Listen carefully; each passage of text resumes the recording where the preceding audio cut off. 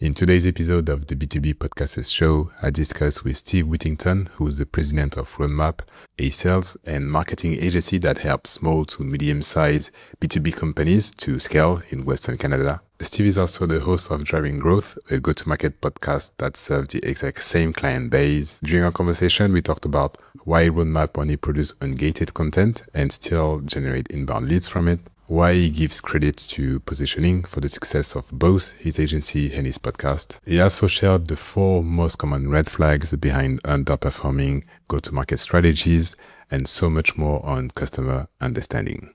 Let's get into it. Driving Growth is my third podcast that I've done.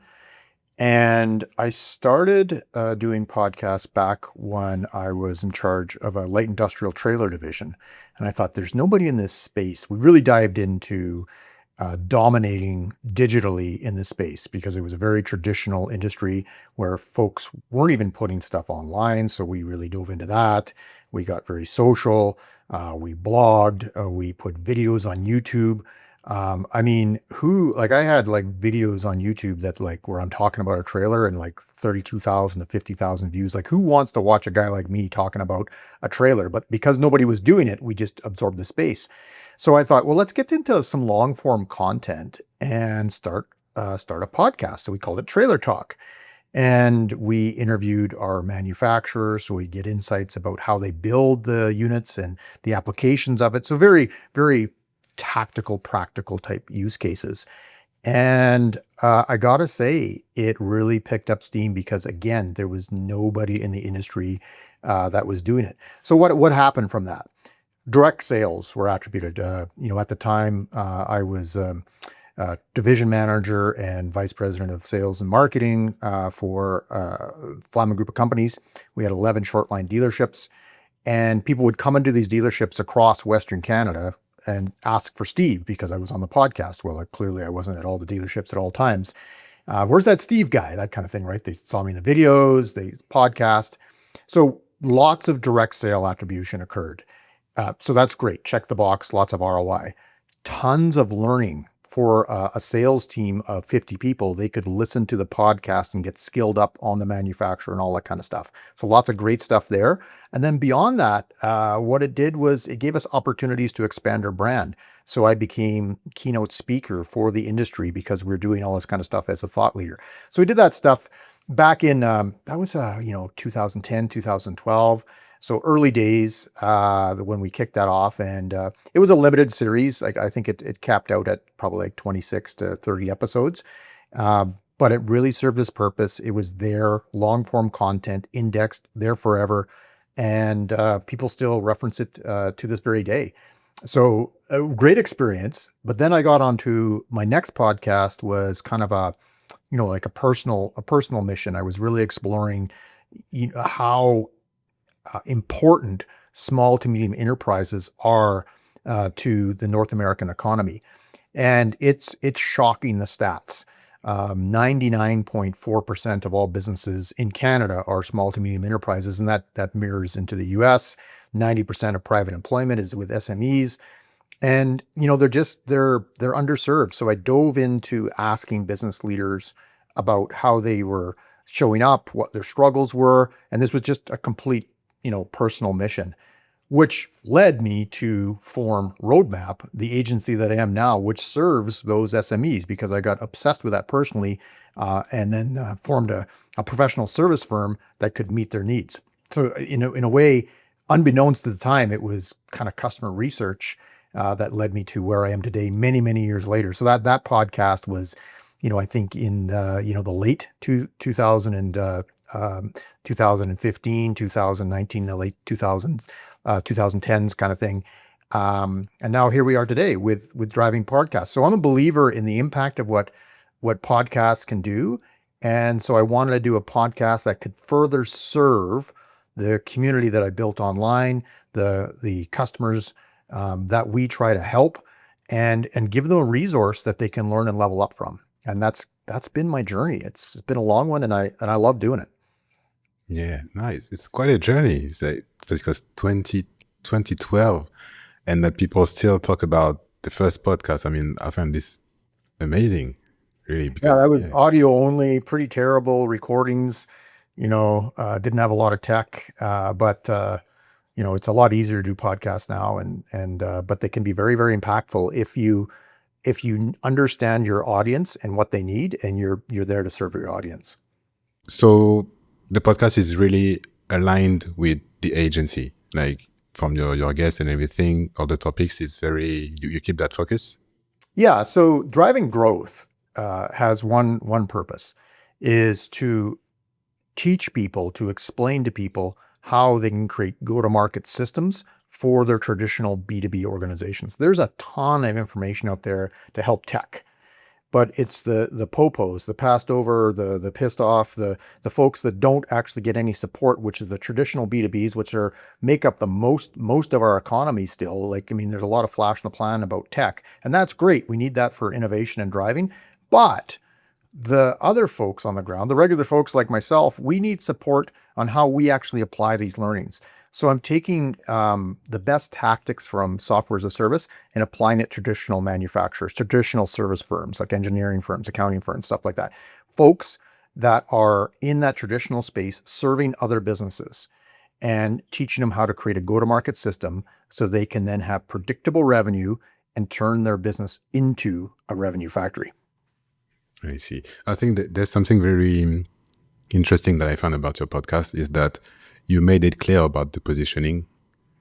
So it's not GTM for everyone. As you said, it's very specific, and I like that it's really aligned with what the agency provides. So let's dive into the agency a bit. Can you give us a snapshot a bit about the agency? So you said who is it for, but like what kind of the clients that comes to you, Right. what kind of issue that they need to solve.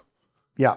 So, hearing this story where I was poking around with the other podcast, I've been in this space as an entrepreneur, buying into companies over the years, that kind of stuff. And I'd bought into a web development firm, gosh, like in 2013, right? While I was still a corporate executive. And that was called Graphic Intuitions. And then I was mentoring people in the creative space and stuff like that. And, I got to a point where I wanted to go back to being an entrepreneur because I had been a dot-com kid back in like 1998 and all this kind of stuff, and had been an interim CEO for some startups. And I'm like, okay, I want to get back to being an entrepreneur, but I don't want to do a startup. Ironically, I did a startup in this experience, but nonetheless, I didn't want to be a startup. So I'm like, okay, well, I'm going to take a bunch of existing businesses and I'm going to push them together to form Roadmap. And we didn't have the name at the time, but to form Roadmap so that it can serve this client base that we're talking about, which is traditional B2B organizations that are in that kind of that medium size. So, five to upwards about $150 million in revenue, but our sweet spot is really the five to call it 75 million bucks. That's where the folks tend to need our support. And we are fairly specific where it's most of our client base is Western Canada. We spill out to Ontario and BC a little bit when it aligns with our core industries that we serve. But that's who we really like to dial in on. And at the time when we formed the agency, as I said, we didn't have a name. So what do? We got deep customer understanding because the other agencies had customers. And so we interviewed them and we asked them what it is that we do for them. Turns out what we do for them is we create a roadmap for how they move forward, how they create growth. So that became our name based off of what our customers were telling us. But like you sit there and say, geez, you got a really dialed in niche. How did you come up with it? Well, you come up with it by really continuing to dedicate yourself to deep, deep customer understanding, which is where the podcast which was launched last year. We're now in season 2, where it came from. So deep customer understanding evolved from ongoing customer stakeholder interviews, customer councils, but also we were Canadian Digital Adaptation Program advisors. And so through the CDAP, we had to do a strategic overview of the clients that came to us that wanted to get a digital adaptation plan. And what we saw over and over again was that these folks didn't necessarily have, they had goals, but they didn't know how to get there. And so they didn't know how to actually articulate. They didn't have a revenue model in place or a mathematical model in place to figure that out. And And so they said, well, listen, we want to grow 30%, but they didn't have the unit economics as to how they actually go about doing that. And then they didn't have the foundations or the system to make it happen. So it's like they really didn't have their ICP figured out. They really didn't have their brand positioning figured out. They then didn't have the systems to support that growth. And they didn't truly have a sales, like a revenue plan that would actually get them from A to B to sort of manage that gap. So, we did that for the length of the program, and we got all this insight. We're talking lots of different companies we're talking to, and that was almost like research in of itself.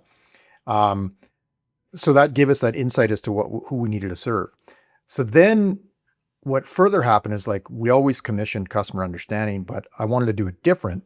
So in July of 2025, we launched the Go-to-Market Readiness Index. And so now we've got, tons of companies that have gone through this research initiative, which further refines where the need is. And that is specific to the ICP that we're trying to serve. And our content on the podcast answers those questions, answers those pain points. And as well, we take client engagements of what they're grappling with, and we put that into content on the podcast. For example, I brought on a specialist in trade shows because I've seen that a lot of our manufacturing clients are struggling with attribution around the trade show, but they don't know where to start, like what actually constitutes what types of trade shows they should pick, how they actually look at the efficiencies of that motion for that spend to see if they're getting ROI, how do they actually capture leads, how do they engage, how do they make the flow of their booth, all that sort of stuff. We have a masterclass, one single episode dedicated to that, with a person that is all they do is support people on their trade show execution. So bringing it, like I've done tons of trade shows, love trade shows. I could put on a master class, but I'm going to bring on somebody that's all they do. And then we can riff and talk about it and like go push back and forth, all that fun stuff. And so that becomes a very, very specific education item for my existing client base and for other folks that are struggling with that challenge. So our podcasts are kind of like one spot, one thought, very specific pain point, and we go from having guests like specialists, and then solo episodes where we dive deep into a topic and it's fairly instructional. And sometimes the guests are to give their journey so people can understand the struggles that other people have gone through and learn from hearing other folks. Other times it's a specialist like a master class, and then we rotate them back and forth.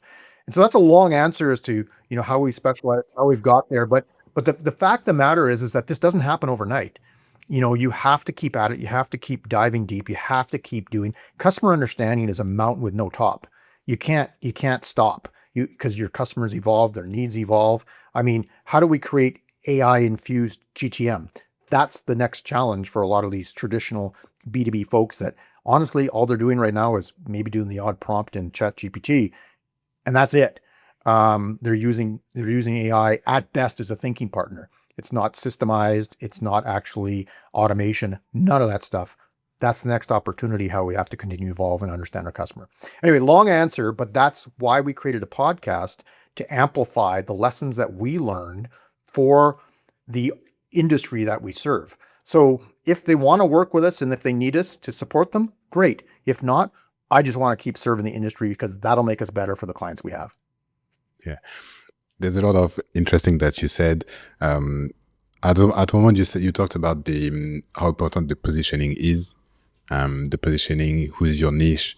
I found that really important for everything that we do online. And also the fact that you said you got to talk with your client to hear the problems, to make sure to hit the right topics on the podcast. I found that really important as well.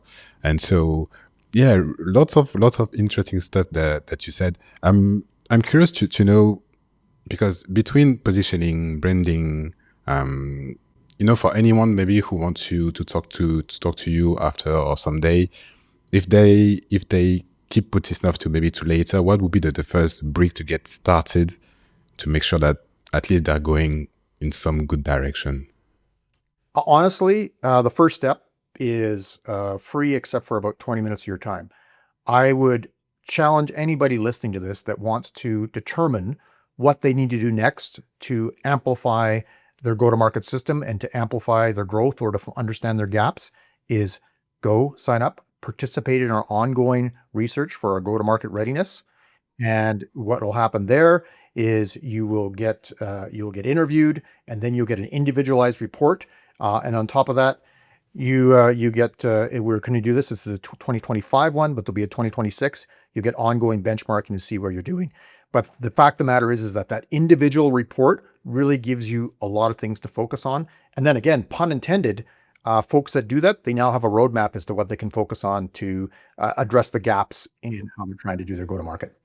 Okay. Do you have links for this so people can get started? Yeah, just go to roadmapagency.com, hit resources, and you'll see where you can sign up for the research for the go-to-market readiness index. Awesome. I'll put the links in the show notes. You said a lot about the podcast as well that I find really interesting, and because I see a lot of podcasts, for example, that just invite potential clients. You also invite guests that is complementary to what you do. Correct. Yeah, other service providers, for instance, people from other areas, like I've had AI specialists on, and I mean, there's no overlap in the clients that we serve. They're serving the enterprise, but the lessons that they can provide to help SMBs or small to medium businesses is like totally applicable. I've really never brought anybody on that I'm trying to solicit as a client. I've brought them on because they've got a good story to tell in which they can share the struggles they've gone through so other people can learn from it. It's very, very specific as to what I'm trying to do. And it's not a bait and switch kind of thing. It's like people are lining up to apply to get on the show because we have limited episodes that we do. We're bi-weekly. But again, we're really trying to make sure that we provide really good content that serves our audience. Yeah, I find that's really important to always serve the audience first.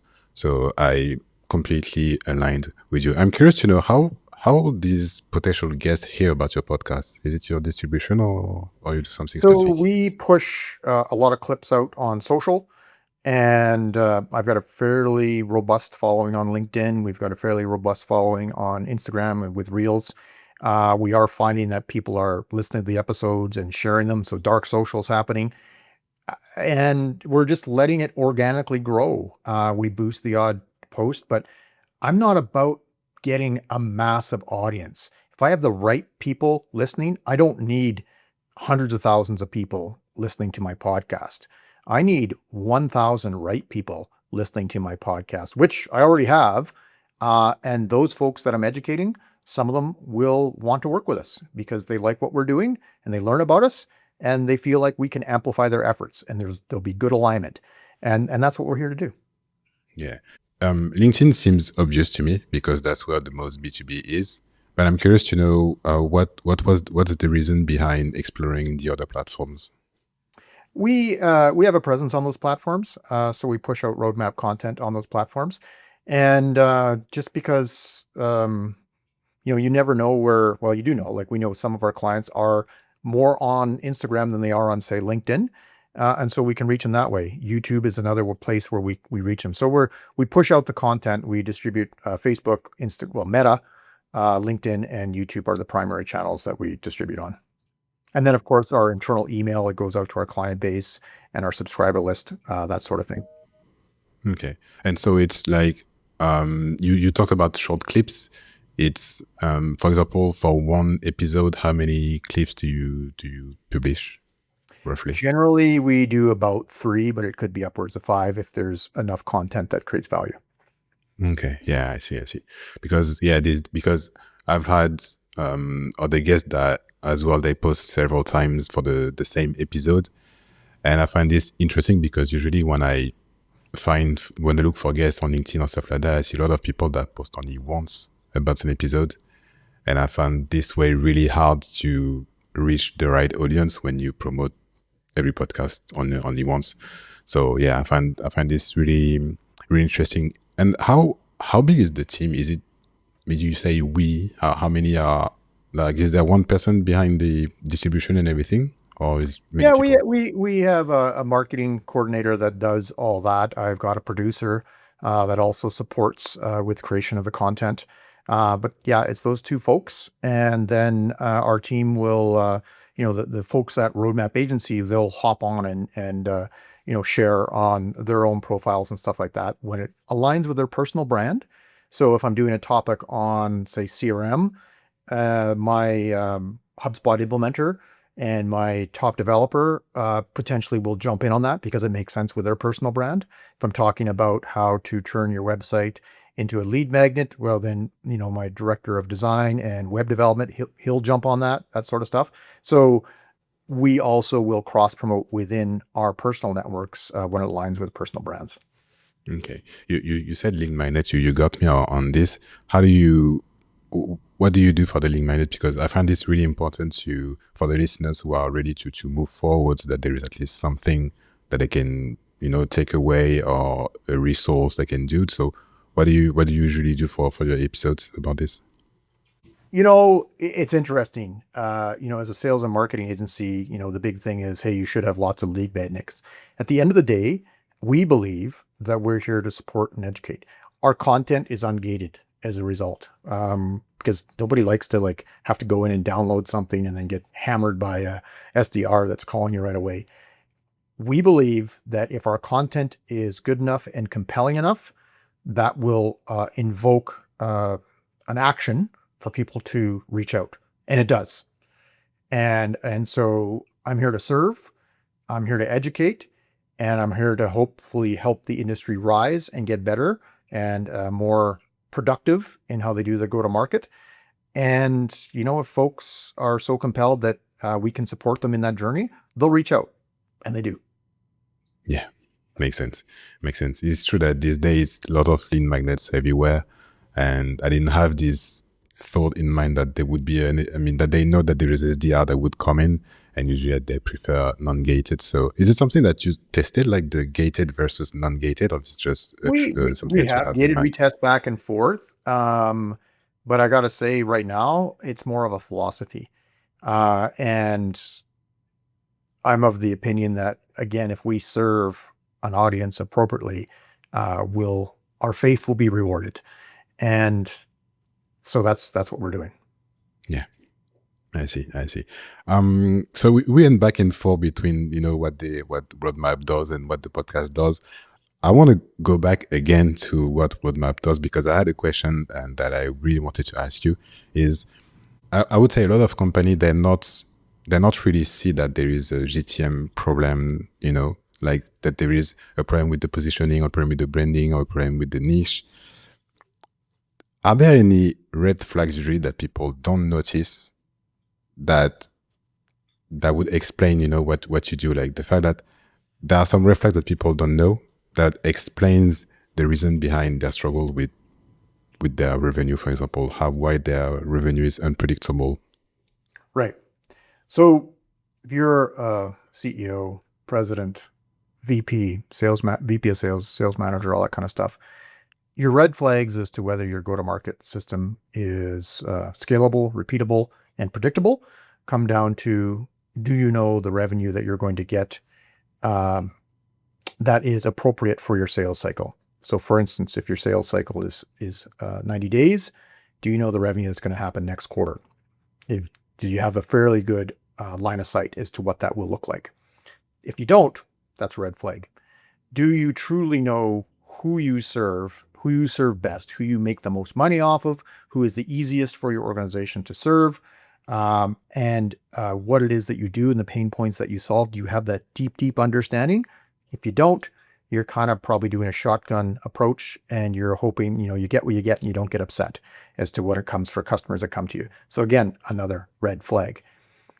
Do you have a scorecard so that you have something to measure against, so that you can see where you are in regards to what your plans are? And do you have a forecast that's broken down with a mathematical model where or you have at least, again, a scorecard that you're measuring against activities that you need to do to execute upon reaching those goals? And if you don't have that kind of stuff, you've got an issue with your go-to-market system. And your brand positioning could be fine. You're just not able to actually do the various different go-to-market motions, such as outbound or inbound, that are helping you get to the levels that you need.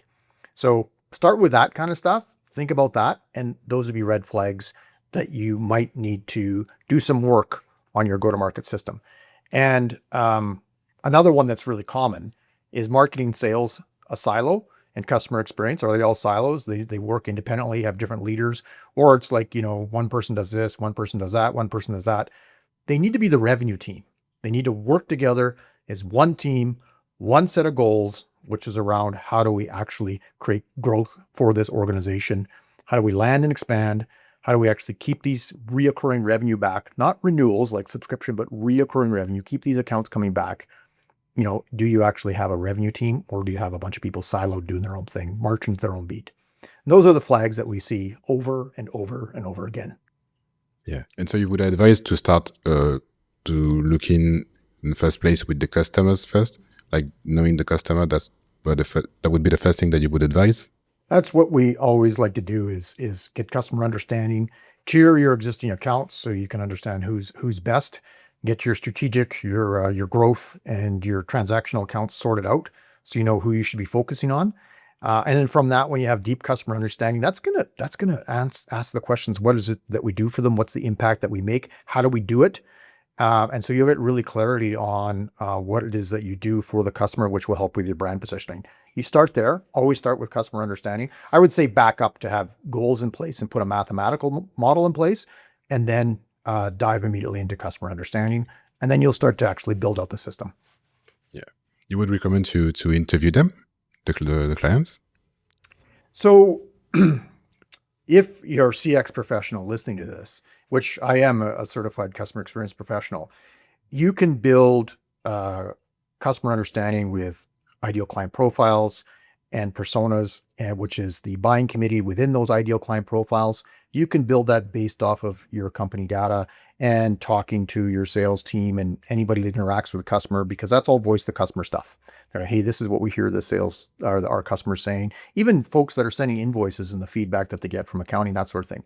All that is legit voice the customer, right? You can do all that. And what you're going to do in your first pass, just so everybody understands, is you're going to build what's called a hypothesis ICP and a hypothesis personas and buying group.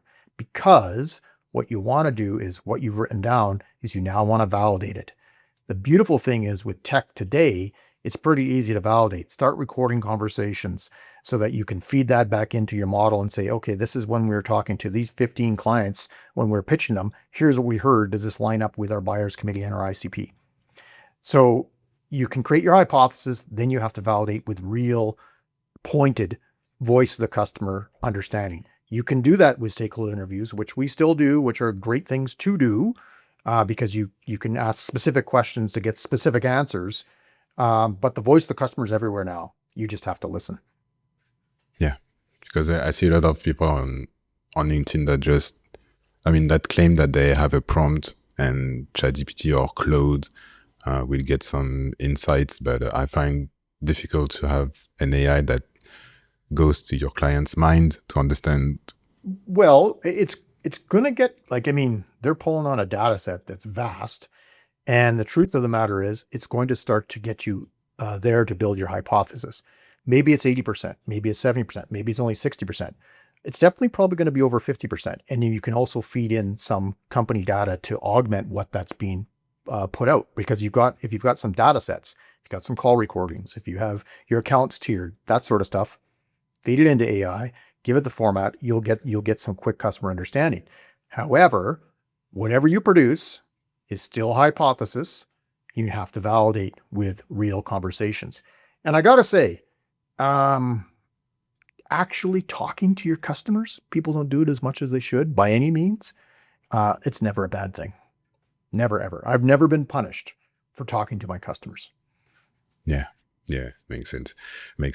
And so once I know my customer, how far am I from getting a kind of predictable revenue? Like what happens after that? Because I have this sheet, for example, with the detail of my ICP. I think I understand them, but what do I do next to going this path of having a predictable revenue? So that depends on the industry segment, but what you'll need to do is determine how you actually build awareness and then how you move it into connection, and how you move it into creating a mutual agreement. And that means you've actually landed the client, and then how you actually onboard them, and then how you actually get them to be advocates, and then you expand.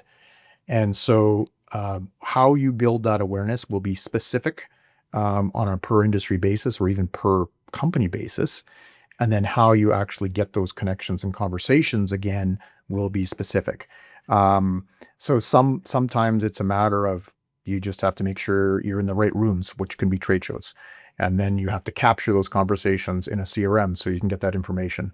Sometimes it's a matter of doing outbound because you've got a very, very specific type of retailer or dealership that you need to reach, and you have to figure out how to do outbound. And the outbound might not be from a computer and a phone. It might be actually physically show up and travel to these dealerships or these retail locations.